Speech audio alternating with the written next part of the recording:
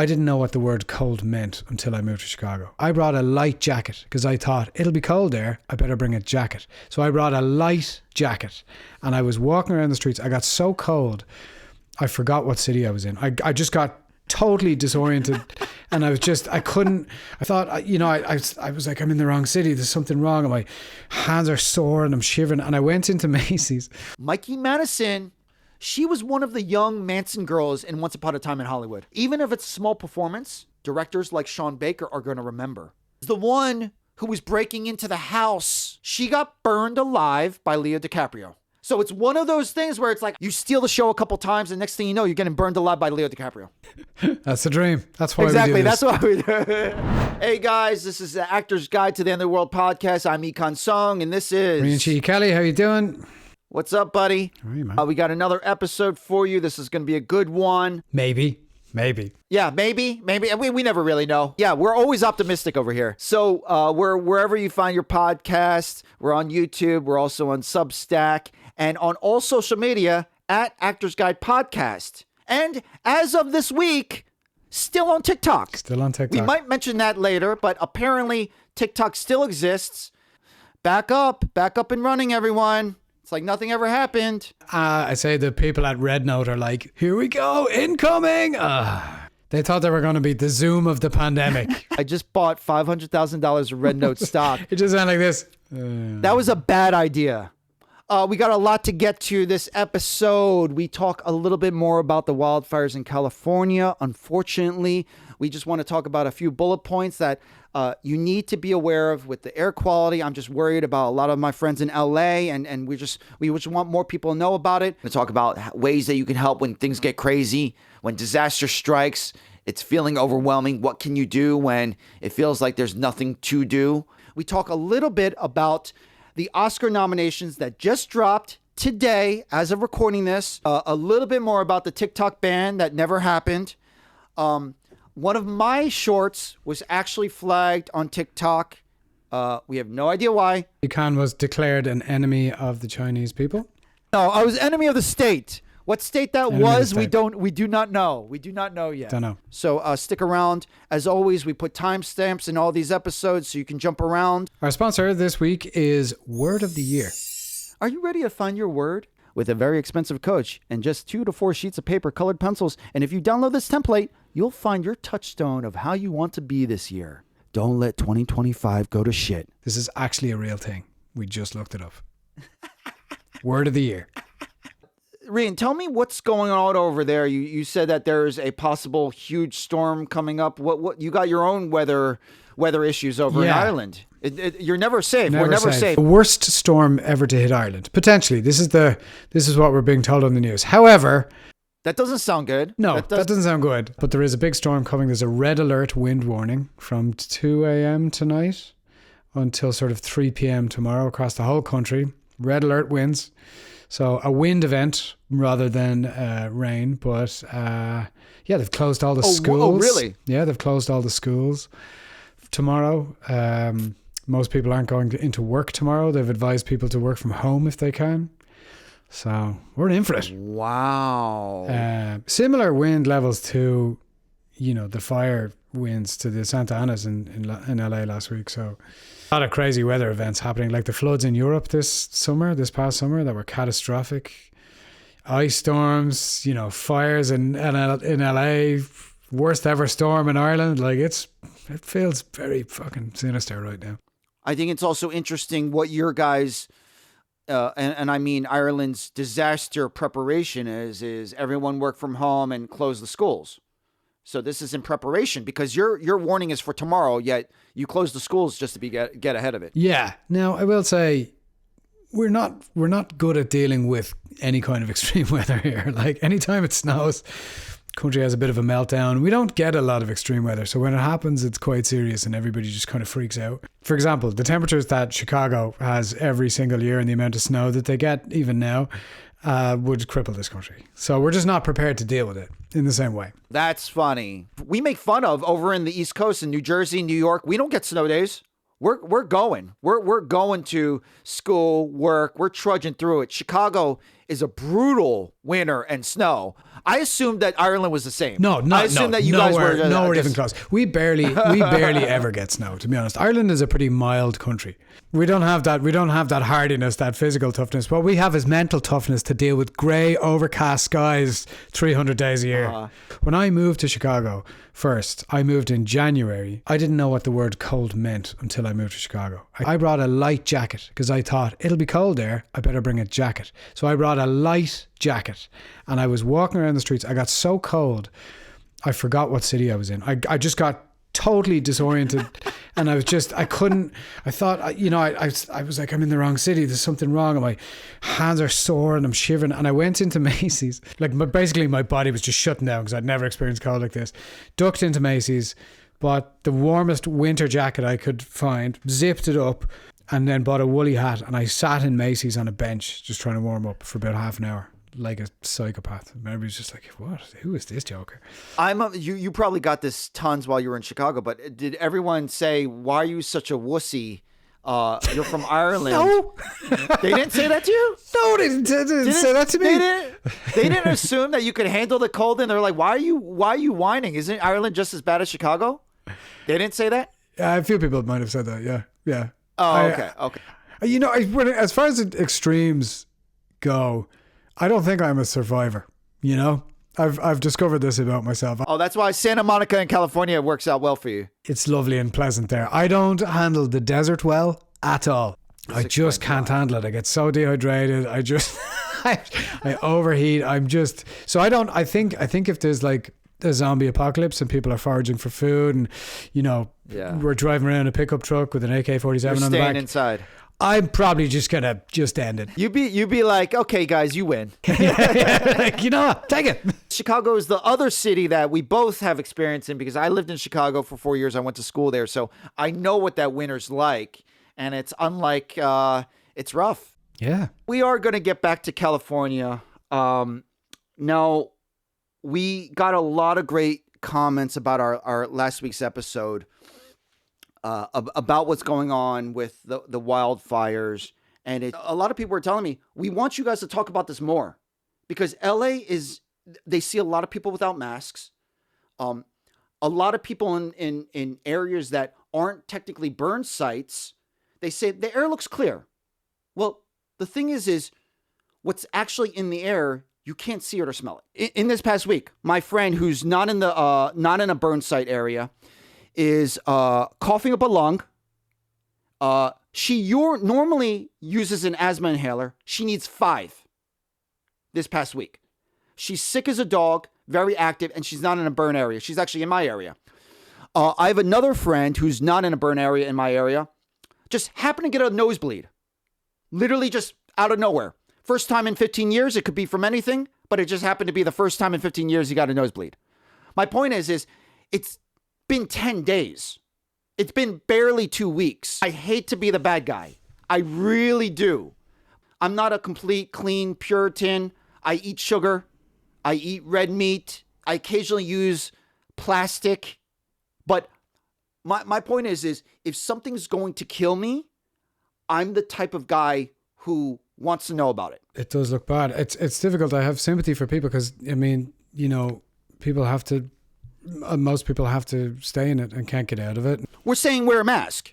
I don't know a lot of people who are wearing masks, but again, I'm not there, so I'm not seeing it. You know what I mean? I just wanted to get through this little PSA quick because we didn't even talk about 9/11 yet. In 2016, so literally the 15-year anniversary, Christine Todd Whitman, former governor of the proud state of New Jersey, she was the head of the EPA during 9/11, Environmental Protection Agency. She told the public the air around Ground Zero in New York was safe to breathe. After 15 years, she admitted for the first time she was wrong. We will put this article in the description. I'm just seeing wind of all this stuff now where I'm just like, hey guys, are you guys seeing the same thing I'm seeing? It took them 15 years to admit that Ground Zero was dangerous for first responders and people living in Lower Manhattan. 630,000 registered members had developed conditions after exposure. Chronic illnesses, asthma, pulmonary disease, gastroesophageal reflux disease, cancers, non-melanoma skin cancer was number 1. prostate cancer, breast cancer, lymphoma, lung cancer. If you guys watch this on video, I'm going to put the graphic of all this horrible stuff. Don't worry, we'll get through it quick. Respiratory diseases and cancer have caused the most deaths among first responders in the past 20 years. So that's what the symptoms actually look like. This is 9/11, okay? Now, argument's sake, someone could easily say, I've had this conversation with friends. Some people actually said, well, I don't think these wildfires would be as bad as 9/11. And I'm like, I kind of assumed that these wildfires would be worse than 9/11, considering the acreage of the Palisades fire and Eaton fire are way bigger than Manhattan altogether. You have all those houses as opposed to the World Trade Center, and you have many, many, many floors. I mean, I didn't do the math on it, but I'm just saying I wouldn't have assumed that 9/11's worse. So let's look at this one. There's a study between 2008 and 2018 about the chronic exposure to wildfire smoke. This was done specifically on the California wildfires in those 10 years. Also, in the 2018 big wildfire that happened, 55,000 people died prematurely. In 2018, a 76% jump in childhood asthma exacerbations. So there's definitely a correlation there as far as wildfire smoke, chronic exposure. These symptoms happened. They checked in a lot of times for a lot of these symptoms. A lot of times after a year, it didn't get better after a year. It actually got worse. So that's what we're looking at. I think Jon Stewart did a lot of advocacy 9/11, work for right? first responders after 9/11, yeah.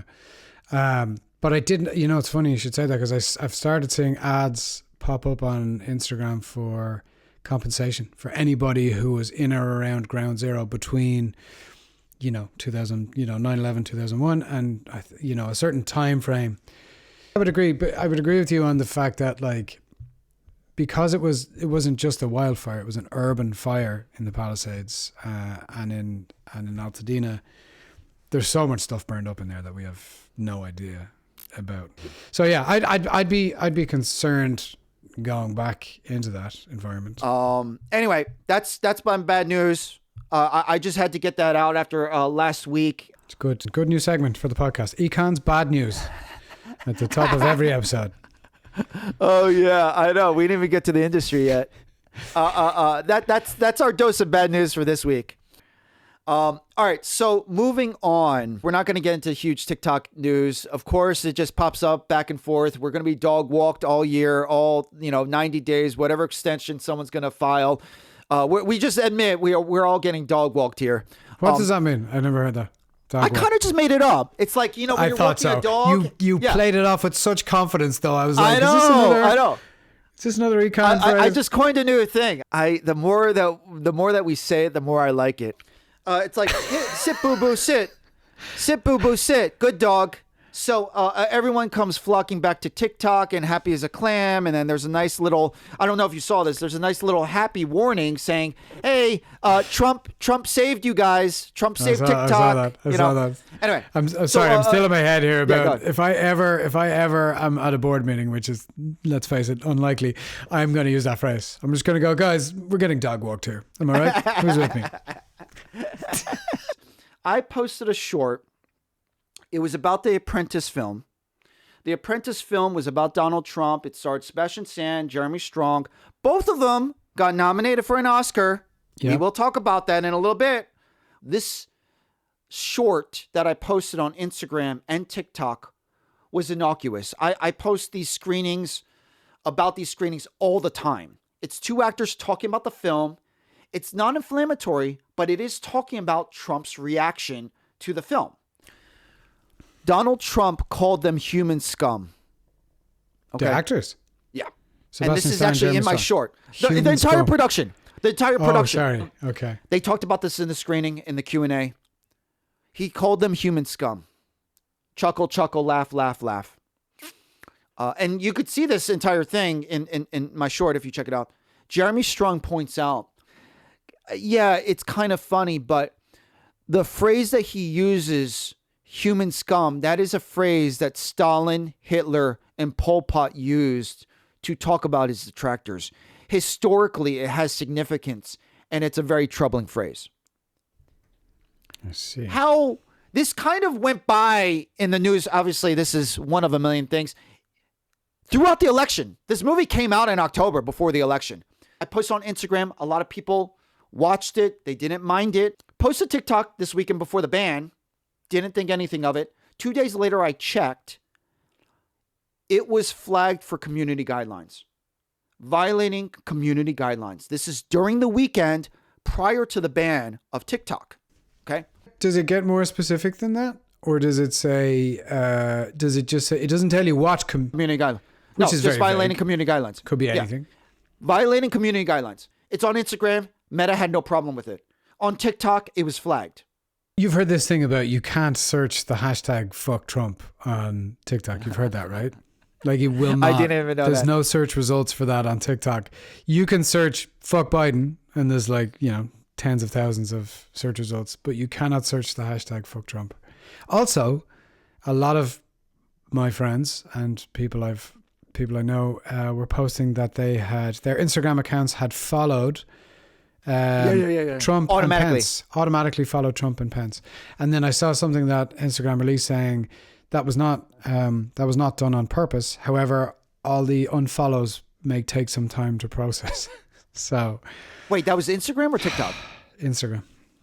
I didn't know that. I didn't realize. I gotta check my. I didn't even check my Instagram. I checked mine. bet It you I'm wasn't right following them. But I noticed when I went on their accounts, loads of my friends were following them. And it wasn't a legacy account. It wasn't the VP legacy account if you had been following that before. It was actually following Pence or not Pence, what you call him, JD Vance. But it was people following JD Vance and people following Donald Trump's account. Because there was, 150 of my friends were following them, and you're like, there's no way. There's no way. And on that note, this is just one of a bigger segment of what is actually going on here. Obviously, this is just the start of the new presidency in 2025. We won't get into it that much, but we're talking about Meta. Zuckerberg is doing a lot of, rubbing elbows with Trump. He's making comments like, hey, I love UFC too. I'm a tough guy. He literally said he wants to incorporate more masculine energy in the office. Literally those words. So yeah, here we are. Just Zuckerberg ready to make that play to be Elon number 2, and this is just what we're looking at. It's a tricky balance, I think, and I've talked to a lot of people about this, between shutting that noise out. Like not looking at the news because it's so, it's relentless, particularly now. And I think it's going to be for a while. It's just this kind of relentless thing where, how do you protect your sanity? Do you not look at the news at all? Or, as a friend of mine put it today, he goes, be cautious of apathy. He goes, don't let apathy take over either. I'm so glad that you brought that up. I don't know if I'm glad that I brought that up, to be honest. I mostly try to stay immune to it. So that's a perfect example where I'm one of those people that could easily say, I don't want to follow the news. I know it's unpleasant. I keep it at arm's distance, and I don't want it to destroy me, and I don't want to die of apathy or just have given up completely. I think that's very hard, especially today when we have access to everything. Like you can see everything and you can feel like everything is catastrophic, everything is overwhelming, but how do you actually pick through the noise and where do you start? And I have some friends that I think do it quite well. I look at them and they'll do things like for example, after the fires, they were out volunteering at, clothes banks and food banks and things like that. So they're doing something physical. And I think that's a really great place to start.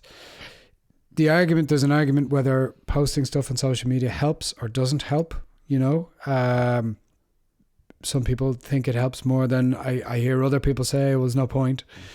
I do think it makes people aware of things, because I get a lot of information from that. I'll see people posting on social media and it'll take me, I'll go to links and I'll read up on things that I don't know about. So I think in some ways, that is important. It's sort of picking through what's what's true and what's not. I don't like the thought of ignoring anything, because it's going on. But then I get caught like, how do I help? What do I do? So I like when people post things like, here's how you can assist in a practical way. And like I've seen, even during the strikes, during the actor strike, people are posting, here's how you can help. And I love stuff like that. That's like practically based, or organizations that you can contribute to that do make a difference. But I do struggle with that. Like, how do I, climate change, I freak out about that, a lot. Yeah, we've been talking about it. But what can I control? You know what I mean? Where do I find out where's my circle of influence? What can I control? What can't I control? What do I have to let go of? What do I have to accept? I think we talked about it before, but it was that Buddhist idea of all suffering is rooted in not being in the present moment. Like I'm either worrying about the future, I'm lamenting the past, or there's some kind of fear in me about something that may happen or won't happen, or so I think it's just a balance. I think it's just back and forth between taking action and letting go. Taking action, letting go. I think you hit it. There are so many ways to help. Ultimately, there might not be one best way, but it's nice if you could do anything. If you have a huge social media influence and you're Kim Kardashian, that would be nice to talk to your 13 million, 35 million followers. That actually could help out a lot. Or if you don't have the money and you say, well, I have the time, let me go help volunteer at a shelter. And I think they both can do a lot of good where people are just hoping that someone can help. I think there's no one right or wrong way to do it. It's like, hey, hopefully hopefully you could do something. It's hard. I do like when people speak up. I do like when I hear, people in the public eye highlight things, and I because they get such heat for it sometimes. Like people give them so much shit. They're like, oh, you should stick to whatever. Stick to being an actor. Why are you talking about politics and why are you talking about these causes? I'm like, because they have a platform. Why would you not use it for things that you believe make a difference? I forgot to mention this last week.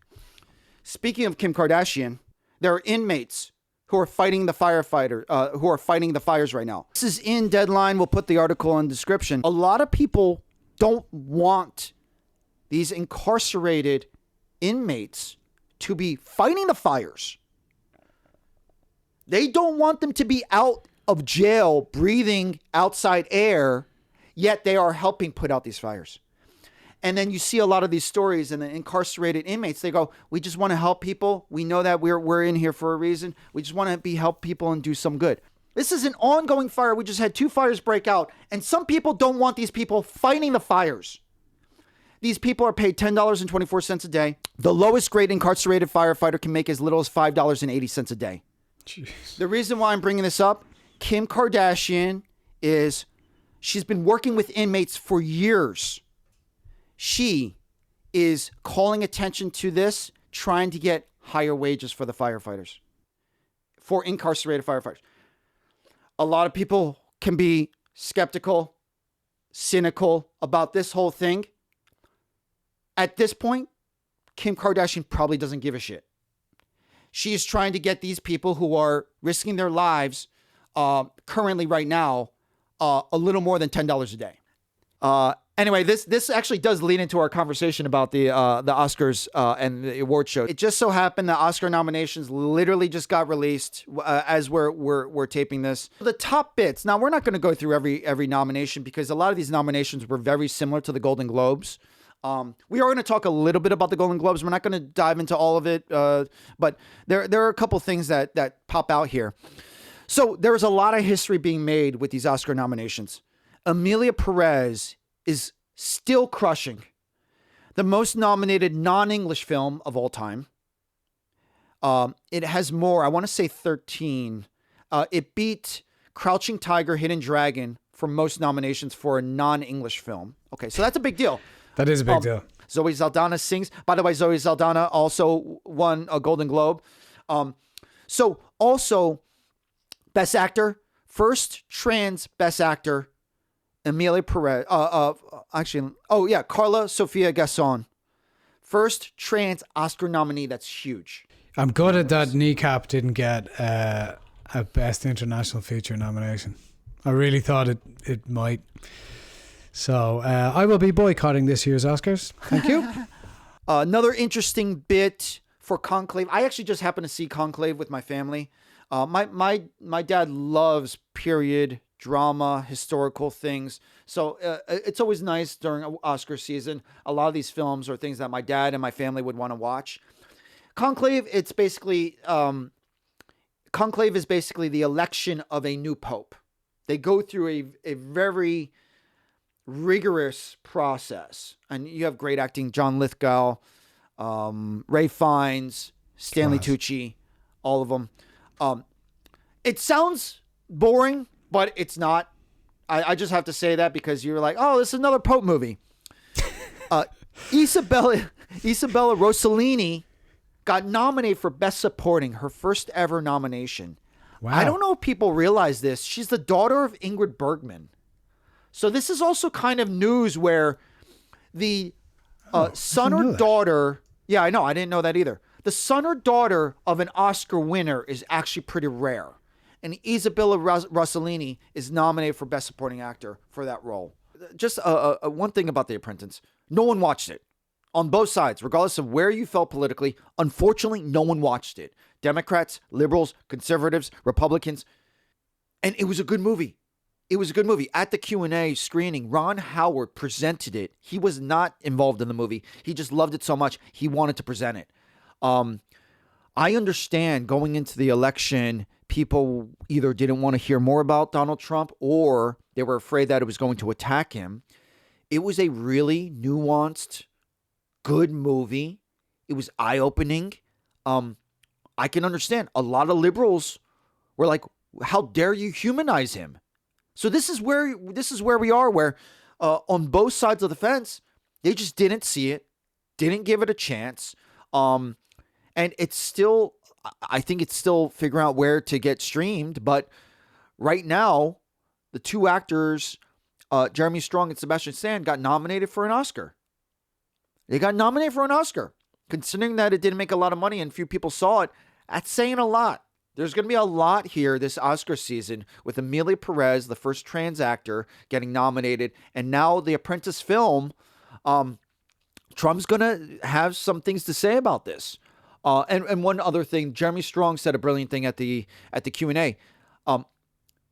His take was, this is how we interact with it. This is a perfect example of how you use art and film to creatively interact with that. And maybe we can learn something and get an insight into what we're going through right now. I do want to throw out Anora here. Anora is, I mean, it did really well. We talked a little bit about it. Sean Baker's independent films are always riveting, really well done, usually tiny budgets. And he makes Oscar-worthy films. Anora's no different. You should check it out. He is the first. Actually, no, I don't want to say he's the first. He got nominated for 4 Oscars. This really is a guy who does a lot. Best Picture, Screenplay, Editing, and Best Director. So he actually is one of the editors as well.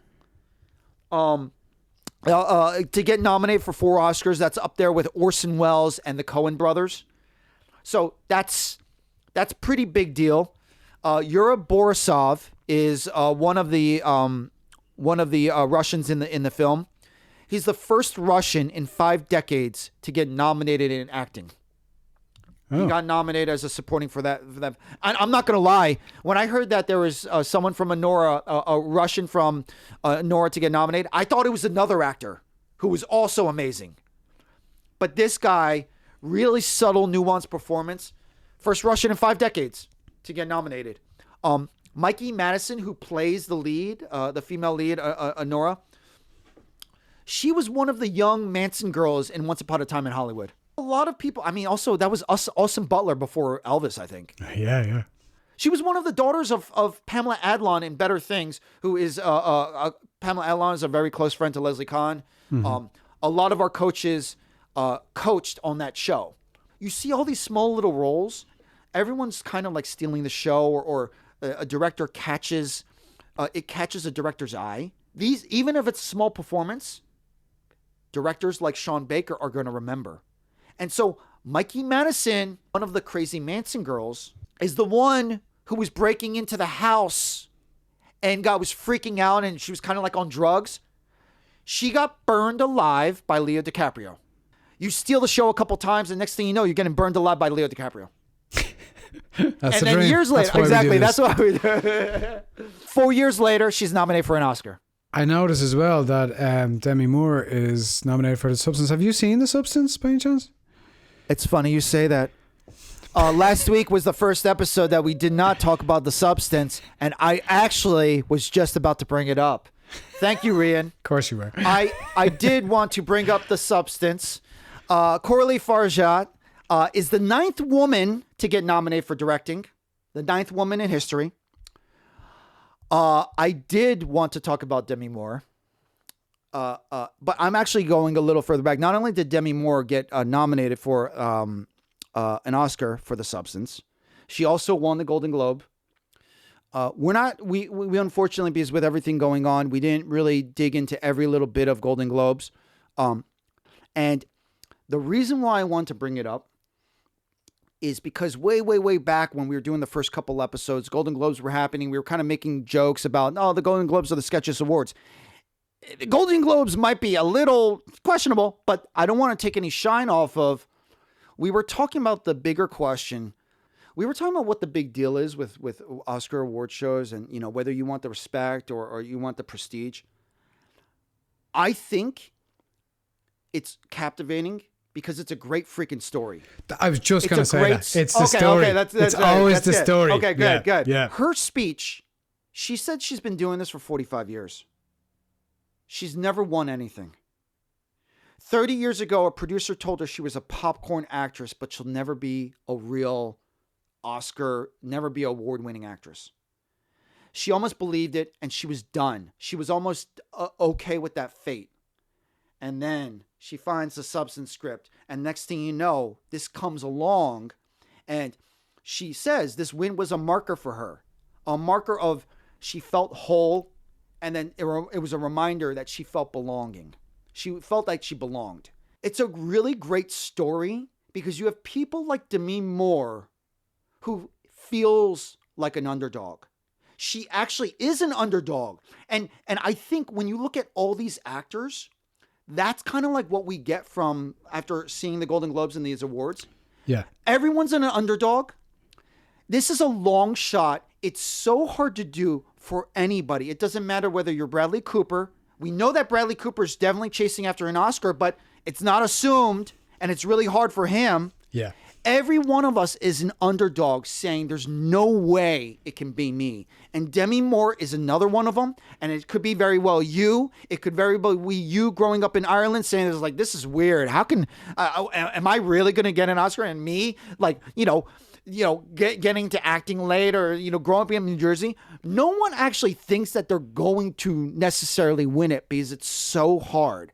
And I feel like that's the captivating story of us watching these award shows. We watch sports for the same reason. Right now, NFL playoffs are happening, and you watch the best athletes in the world do something that's really, really hard. And when we watch these award shows, you watch something happen that is so unlikely, and all the odds are against you, and you just want to see what happens.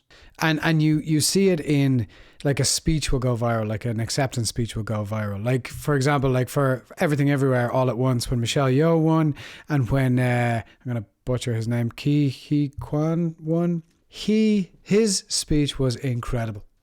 Because here was a guy, and when he talked about, he lost his insurance, he lost his health insurance because he did, and we talked about that in a previous episode where we talked about making your minimum for your SAG health insurance.